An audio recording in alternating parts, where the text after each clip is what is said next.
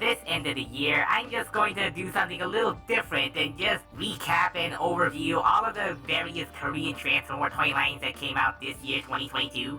Going over the things I've missed.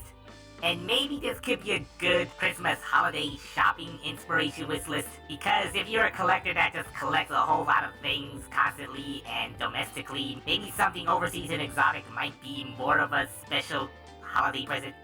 Going in chronological order from memory, early in the year we had our Hellokarbot Season 12. It was a pretty moderate toy line for the whole year, to be honest. Yeah, just the Hawk Axe, the Ranja, the Screw Boomba, Power Boomba, and the other bombs, and then one mainstay combiner like the Grow Cop, Egri Boom, Fruity Boom, and Supporty Boom into a Hyper Cops. Yep, you know, it's one of those that has separate releases and then later a whole gift set. Other than that, yeah, just a couple of minis and the two delayed but finally released, Green Farm and King Dozer. There hasn't been anything about Season 13 of Hellokarbot. Yeah, I guess they are just taking a break for next year, but they did release this one before any announcement of the show, so I guess it's like a preview toy. Yeah, so this is Drill Burst, and yeah, it's another addendum to the Season 11 Hellokarbot toy line. It's a purple drill tank, Drill Burst, and Molecat, like a Molecat, you know, just like a really mole-like thing that just turns into a triple drill tank. Yeah, but we do have a bit of a preview of the next other Samba Carbot, Storm Diver. Storm Diver turns into an amphibious hovercraft with convertible wheels, and his partner is Rolling Croc that forms some rather kibbly Samba armor. We have no idea what Season 13 is like, but at least these two will be. There may have been some minor new mold products for Hellokarbot's Chinese toy line. Like maybe some more small versions of some characters and then some full-size versions of others, but for some reason they released the full Pentastorm X and Power Cruiser before bringing in the entire Season 6 and Season 7 toy line. You know, just specifically these sets make me think they're probably also preparing to localize that latest Hellokarbot movie along with Green Farm and King Dozer, which are not here yet, so, but yeah, a bit of an oddity they just kind of skipped over to the popular upgrades of popular characters. Mecard Ball has been rolling along, continuing off their launch in 2021. Which, by the way, the first wave of Mecard also released in China this year, so yeah, they're really expanding. Yeah, so the new products for 2022 were like a couple of new style of Mecard. Also introducing like a third villainous faction in the tri-faction story of Mecard, but besides the point, yeah, so just a couple of these small guys and then a couple of these larger guys, the larger ball combiners, like such as this Cannon 2-Bite. Yeah, just a big old spoiler car and then double-headed dragon, yeah, just different all sorts of characters and creatures for these Mecards. More random golden random packs and then some slightly larger launching ball Mecards. Yeah, these are bigger size and then just, you know, rapid fire ball, so that is a little more play value than just a card game, an auto-transforming card game, which is not quite as appealing to, you know, just main action figure collectors. Hey, have you ever seen a motorbike bull? Have you? But then later into the year, we got something bigger, yeah, literally, yeah, just full-on transforming robot figures that are integral to the story and also integral to the play pattern and the balls. Yeah, so at the tail end of the part 2 of Mecard Ball Season 1, they introduced this giant mecha thing, Grandeborn. Yeah, so this is a villain mecha. Yeah, just like a big old purple mecha that's a 4-changer. Yeah, your cohesiveness of these 3 alt modes may vary. I mean, there's always gonna be that one silly mode, but yeah, but this is more appealing to the action figure collectors, you know, because this is a full-on figure with compatibility with the main Mecard toys, sold separately. And then that bridged over to Mecard Ball Season 2, Mecard Ball Mega. So another of this assortment is the Palanoid. So this one has a slightly different play pattern. This giant vehicle, Palon, just, rolls into a ball, and that launches a little Mecard ball with its intended partner, and then that can manually transform into a big robot. Yeah, it also, the mid-dragon mode. Yeah, so that's a little car. Assuming this one in particular is included. But not the other ones. But they're really not giving any reading room because it looks like they released all of their planned Mega combination mech cards all in winter. Yeah, so this is already out. This Akon Sphere, this big combiner for the main character's very first mech card.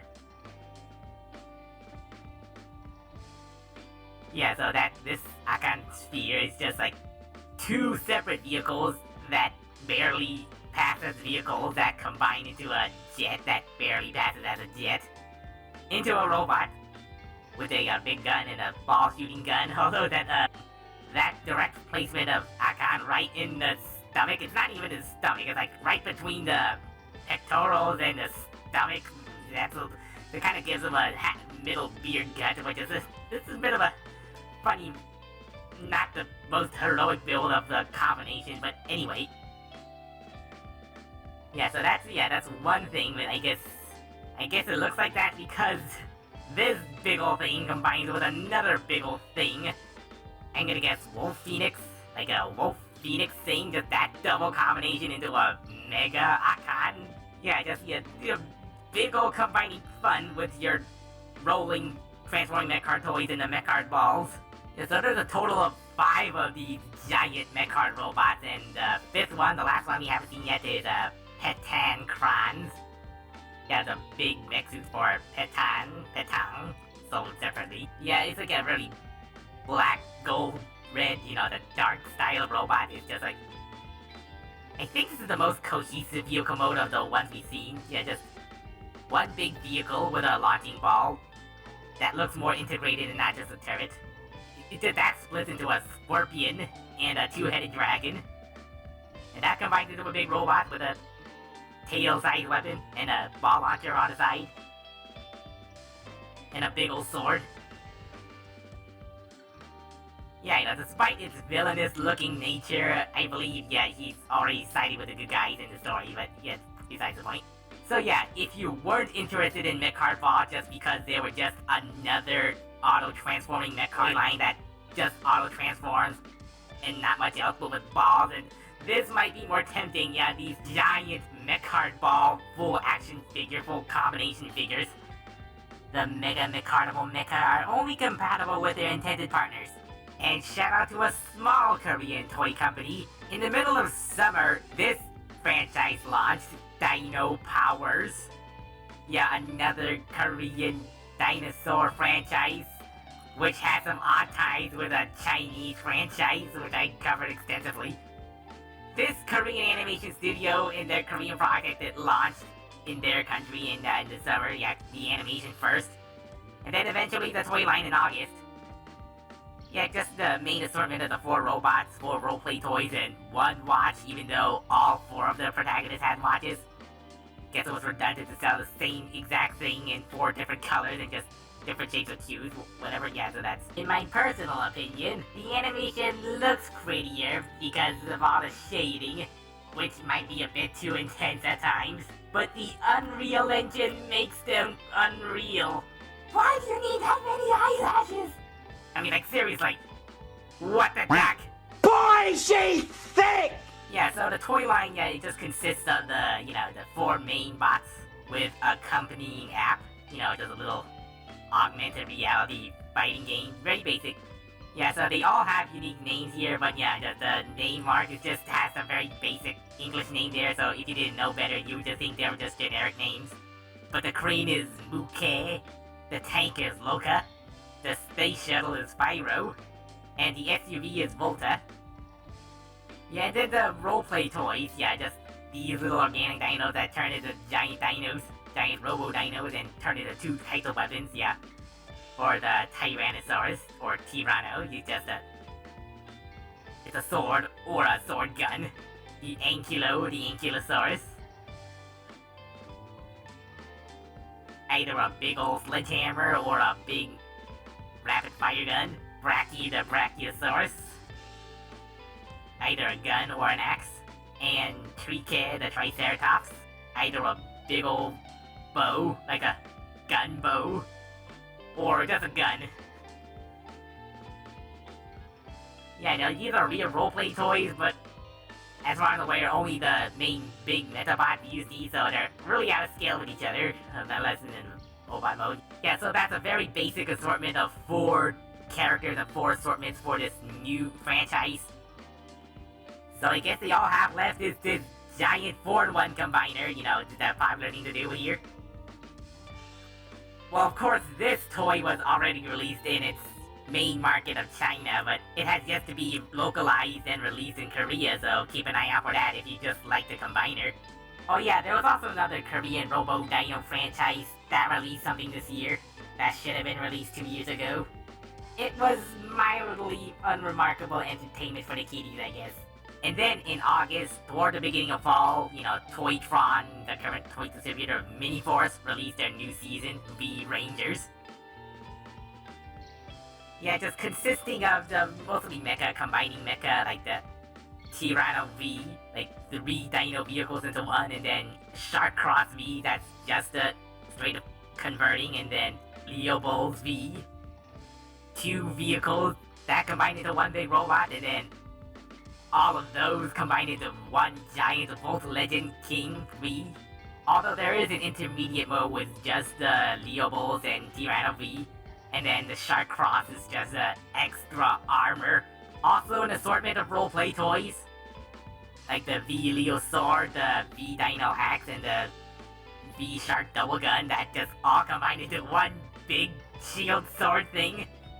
And then the V Changer is a giant wrist-mounted launcher thing that you have a handle to hold on. Yeah, like that, and then I guess that launches a car with a key. Yeah, all 4 of these roleplay toys have a key so separately, so I guess you just kind of roll that thing along. Yeah, so that's a bit more unwieldy for a roleplay toy since you hold on to it. Yeah, I guess the V-Changer card just attaches to the weapons like this. Oh yeah, and it's also compatible with the main robot, so you either have a kid-sized roleplay toy or just a super big freaking weapon for the robot that's just way oversized. I mean, just, yeah, lots of play patterns here, but yeah, that's quite a lot. Of course, there's also action figure sets, so that they're like the Volt V and the Speeder V, yeah, you know, the popular motorbike style. Yeah, I guess this one just has some flip-out guns and flip-out boosters.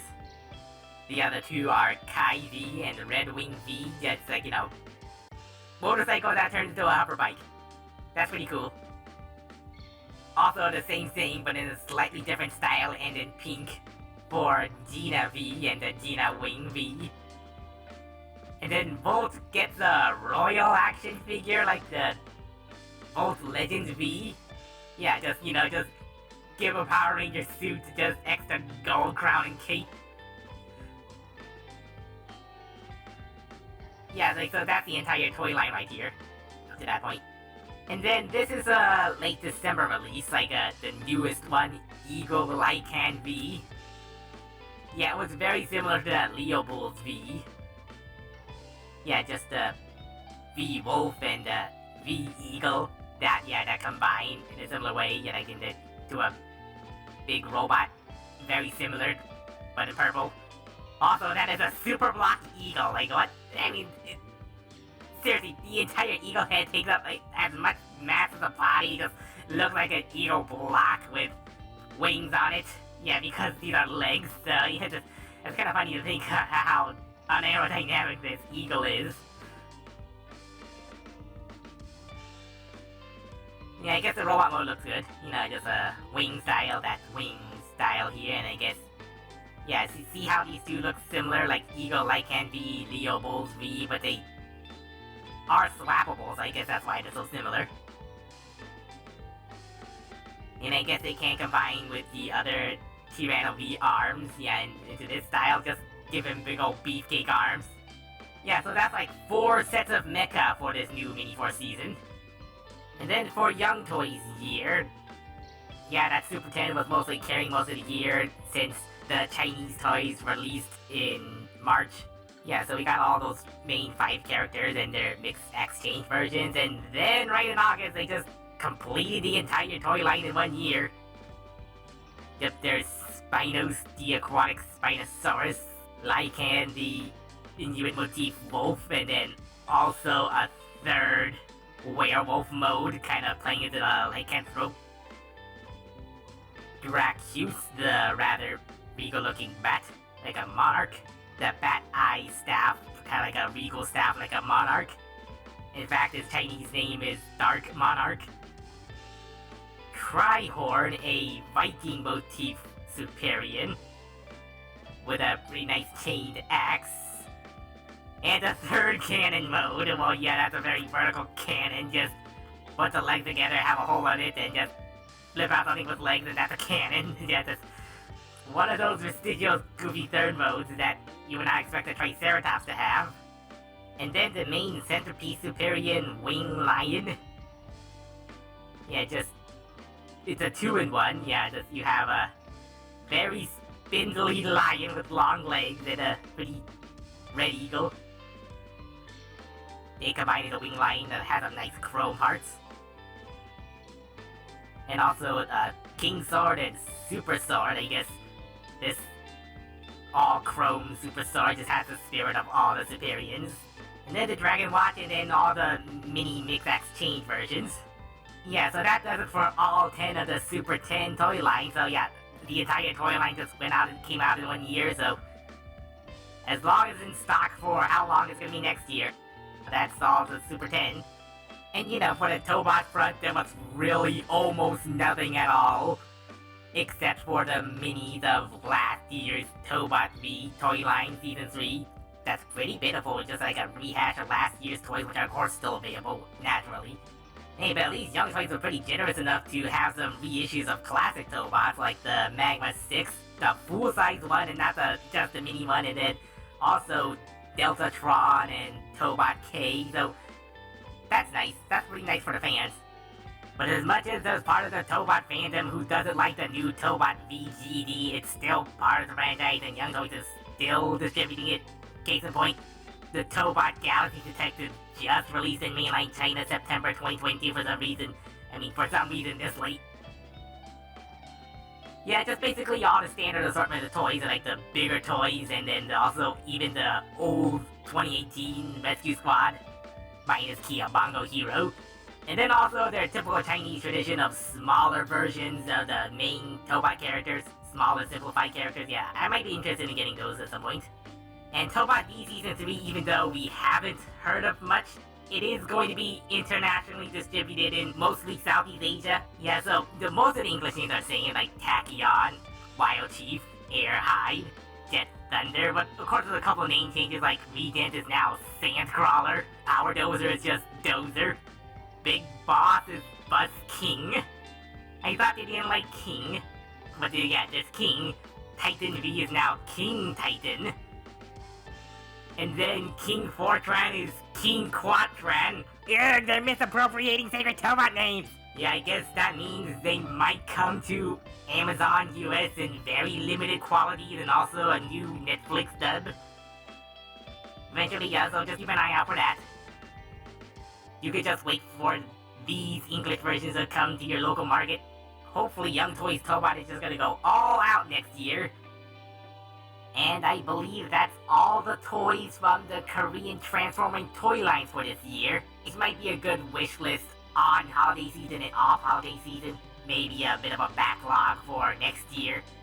Or just wait for 2023's mystery offerings. Yeah, the fun thing with Korean toys is that since they're all new, you never know what sort of new things they're making. Speaking of which, how do you order these Korean toys? Yeah, I prefer, the G Market rather than eBay, because they're more direct sellers. And of course, if you search for it in the native Korean language, that would be more efficient. You can go search for that and then narrow it down to international shipping. I think Shinsege Mall is the top seller, just like that's the most proficient seller. And then this is the average shipping cost, so if you can stomach that, then you can get these Korean toys in a week or so. What's your favorite coolest looking Korean Transformer robot this year? Are you planning to get any of them? So until next time, this is KRBrickBot signing off and Merry Christmas!